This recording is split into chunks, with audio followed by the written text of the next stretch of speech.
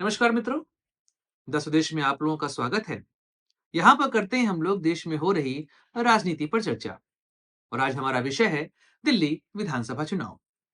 दोस्तों, 2013 से दिल्ली का चुनाव त्रिकोणीय होता रहा है, लेकिन 2015 और 2020 का चुनाव त्रिकोणीय नहीं था, क्योंकि वहां पर कांग्रेस के लिए करने के लिए कुछ बचा ही नहीं था। आम आदमी पार्टी ने पूरे तरीके से कांग्रेस के वोट बैंक पर कब्जा कर लिया था। लेकिन 2025 का चुनाव फिर से त्रिकोणीय है। 2013 के बाद यह ऐसा चुनाव हो रहा है जहां पर भाजपा, कांग्रेस और आम आदमी पार्टी तीनों लगी हुई हैं कि वह दिल्ली की सत्ता पर स्थापित हो सकें। ऐसे में आज भाजपा ने अपनी लिस्ट डिक्लेयर करी है। और ऐसे में यहाँ पर कालका जी और नई दिल्ली, यह दो सीट बहुत जोरदार सीटें हैं, क्योंकि एक तरफ अरविंद केजरीवाल है नई दिल्ली से और कालका जी से है इस समय की सीएम आतिशी मारलेना। और यहाँ से दिया है बीजेपी ने टिकट अपने दो सबसे बड़े नेताओं को।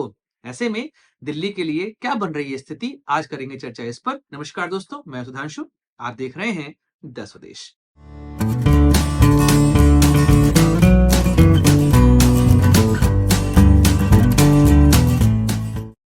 दिल्ली की राजनीति में 2013 के बाद यह पहला ऐसा मौका है कि चुनाव में तीनों पार्टियां अपना जोर दिखा रही हैं। कांग्रेस, भाजपा और आम आदमी पार्टी। 2013 में जहां एंटी इनकम्बेंसी पूरे तरीके से कांग्रेस के ऊपर हावी थी, 2025 में यह पूरे तरीके से आम आदमी पार्टी के ऊपर हावी हो चुकी है। लगातार अरविंद केजरीवाल घोषणाएं कर रहे हैं। रोज 12 बजे उनकी प्रेस कॉन्फ्रेंस होती है और रोज एक नई घोषणा वह करते दिखाई देते हैं। इधर कांग्रेस भी दिल्ली के चुनाव में एक्टिवली पार्टिसिपेट कर रही है और भाजपा ने भी आज आखिरकार अपनी लिस्ट जारी कर दी, जहां आम आदमी पार्टी ने टोटल 70 सीटों पर अपने कैंडिडेट घोषित कर दिए हैं। कांग्रेस ने वहीं पर 48 सीटों पर घोषित की हैं और भाजपा ने आज 29 सीटों पर अपने कैंडिडेट डिक्लेयर कर दिए। और इसमें से दो सीट ऐसी है जिसको लेकर चर्चाएं बहुत ज्यादा हो रही हैं। एक सीट है नई दिल्ली की, जहां से स्वयं खड़े हैं अरविंद केजरीवाल, और एक सीट है कालका जी की, क्योंकि यहां से सीएम आतिशी मारलेना लड़ रही हैं। और इन दोनों सीटों पर कांग्रेस और भाजपा दोनों ने अपने सबसे तगड़े कैंडिडेट खड़े किए हुए हैं। ऐसे में इस बार दिल्ली की राजनीति में कुछ नया होते हमको दिखाई दे रहा है। चलिए पहले बात करते हैं अरविंद केजरीवाल की सीट नई दिल्ली की, फिर चलेंगे कालका जी जो कि सीएम आतिशी मारेना की सीट है। यहां से याद होगा, मैंने लगभग आज से 15 दिन पहले एक वीडियो बनाया था जहां पे मैंने आपको ये कहा था, जिस समय संदीप दीक्षित को कांग्रेस ने उम्मीदवार बना दिया था, तो मैंने कहा था कि प्रवेश सिंह वर्मा यहां से खड़े होंगे बीजेपी के उम्मीदवार। और इस बार अरविंद केजरीवाल की राहें आसान नहीं हैं, क्योंकि संदीप दीक्षित और प्रवेश सिंह वर्मा दोनों आम आदमी पार्टी और अरविंद केजरीवाल के ऊपर मुखर हैं। लगातार आरोप लग रहे हैं। संदीप दीक्षित ने तो इस समय अरविंद केजरीवाल के खिलाफ मोर्चा खोल दिया है। उनके ऊपर एफआईआर तक की जा रही है। और अजय माकन ने तो अरविंद केजरीवाल को देशद्रोही तक करार दे दिया और कहा कि 2013 में और 2024 के लोकसभा चुनाव में जब कांग्रेस ने आम आदमी पार्टी से गठबंधन किया, यह सबसे गलत फैसला था। यहां पर हमें गठबंधन नहीं करना चाहिए था। एक्चुअली इस बार आम आदमी पार्टी और अरविंद केजरीवाल की राहें आसान नहीं है, क्योंकि अरविंद केजरीवाल 3 बार से लगातार मुख्यमंत्री बनते चले आ रहे हैं और 2020 से 25 के बीच का कार्यकाल उनके लिए बड़ा ही खराब रहा है।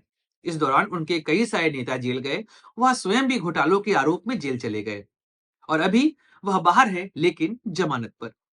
लगातार वह प्रयास कर रहे हैं कि जनता के बीच यह संदेश जाए कि उनको पॉलिटिकल वेंडिटा के आधार पर फंसाया गया है। लेकिन जैसे रिजल्ट हमको लोकसभा चुनाव में देखने को मिले, यह समझ में आ रहा है कि जनता अभी पूरी तरीके से केजरीवाल जी पर भरोसा करने को तैयार नहीं है। और अभी जो घोषणाएं हुई उसमें सबसे पहली बात तो महिला सम्मान योजना थी, जहां पर महिलाओं को 2100 रुपए देने की बात की गई। फिर संजीवनी योजना की बात की गई। उसके बाद यमुना साफ करने का जो पूरा प्रकरण हुआ और इसमें अरविंद केजरीवाल अपने पुराने भाषणों में ही फंसते दिखाई दिए। फिर साफ पानी वाले मुद्दे पर अभी उन्होंने एक जगह गए, वहां पे नल से सीधे पानी पिया। यह घटना 2020 के दौरान भी हुई थी, जब वह एक गिलास में पानी पीते दिखाई दिए थे।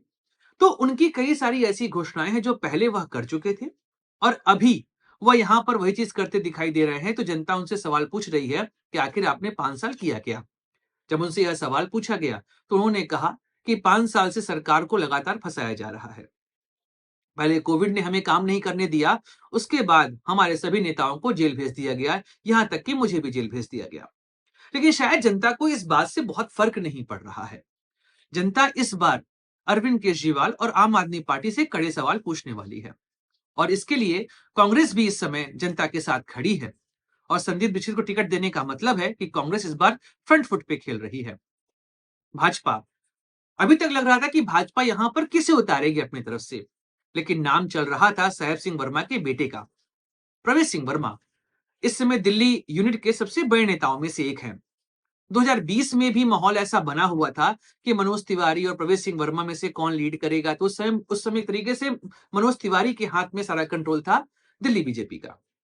लेकिन इस बार शायद मनोज तिवारी को पीछे कर दिया गया है और सारी कमान प्रवेश सिंह वर्मा के हाथ पे सौंप दी गई है और वह लगातार मुखर हैं इस समय अरविंद केजरीवाल के ऊपर।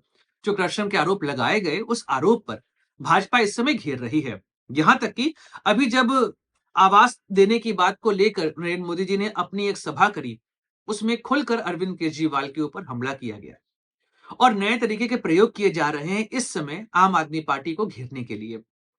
यहां तक कि आपदा नाम से एक कैंपेन चलाया जा रहा है और इसमें कहा गया है कि आम आदमी पार्टी दिल्ली के लिए आपदा बनकर आई है और इस बार अरविंद केजरीवाल की राहें आसान नहीं है, क्योंकि उनको दिल्ली ही नहीं, इस बार उनको अपनी सीट पर भी ध्यान देना है। अभी तक पिछले 2 चुनावों में तो उनको अपनी सीट पर बहुत ध्यान नहीं देना पड़ता था, लेकिन इस बार एंटी इनकम्बेंसी फैक्टर उनके लिए भी है और जिस सीट से वह खड़े हैं, वहां पर भाजपा आम आदमी पार्टी के खिलाफ अपना सबसे अच्छा कैंडिडेट दी है और यही काम कांग्रेस ने भी यहां पर किया है। तो अरविंद केजरीवाल खुद अपनी सीट पर घिरते दिखाई दे रहे हैं। तो उन्हें इस बार अपनी सीट पर ध्यान देना पड़ेगा। दिल्ली की सीट भी, बाकी सीटों पर भी उन्हें जाना पड़ेगा और अपनी सीट पर भी उन्हें ध्यान देना पड़ेगा, अन्यथा कुछ भी हो सकता है। जब 2013 में शायद ऋषि जिन्होंने दिल्ली के लिए बहुत काम किया वह हार सकती हैं, तो अरविंद केजरीवाल के लिए भी हार कोई बहुत बड़ी बात नहीं हो जाएगी। अगर जनता किसी से गुस्सा होती है, तो वह उसे हरा कर ही मानती है। तो अरविंद केजरीवाल की राहें इस बार आसान नहीं है। अब चलते हैं कालका जी। जिस समय सीटों की घोषणा हो रही थी और जब मनीष सिसोदिया का सीट बदला गया, तब ऐसी भी खबरें आ रही थी कि आतिशी मार्लेना भी चाह रही थी जो उनकी सीट है उसको बदला जाए। लेकिन उनको सीट नहीं दी गई, वह कालका जी से लड़ रही हैं और इस बार कालका जी से कांग्रेस और भाजपा ने वहां पर भी अपना अच्छा कैंडिडेट दिया है। कांग्रेस महिला मोर्चा की अध्यक्ष अलका लांबा, यह भी इस बार आतिशी मार्लेना के खिलाफ कालका जी से लड़ रही हैं और इधर भाजपा ने टिकट दिया है रमेश विधोड़ी को। तो साफ है कि आतिशी मार्लेना भी अपनी सीट पर घिरते दिखाई देंगी। अब आप समझिए, इस समय आम आदमी पार्टी के बड़े नेता, इसमें 3 नाम प्रमुख हैं, मनीष सिसोदिया, अरविंद केजरीवाल और आतिशी मार्लेना। मनीष सिसोदिया का टिकट बदल दिया गया, सीट बदल दी गई है। आतिशी मार्लेना अपनी सीट पर घिरती दिखाई दे रही हैं और अरविंद केजरीवाल भी अपनी सीट पर घिरते दिखाई दे रहे हैं। ऐसे में इस बार का चुनाव इन लोग के लिए आसान नहीं है। अगर किसी पार्टी के 3 बड़े चेहरे को उनकी सीट पर घेर लिया जाए, तो फिर चुनाव लड़ना आसान नहीं होता। वैसे भी आम आदमी पार्टी पिछले 2 चुनावों में अपना सर्वश्रेष्ठ प्रदर्शन कर चुकी है। इस बार भी अभी के हिसाब से माहौल ऐसा है कि हो सकता है वह सरकार बना ले, लेकिन राहें इतनी आसान नहीं है।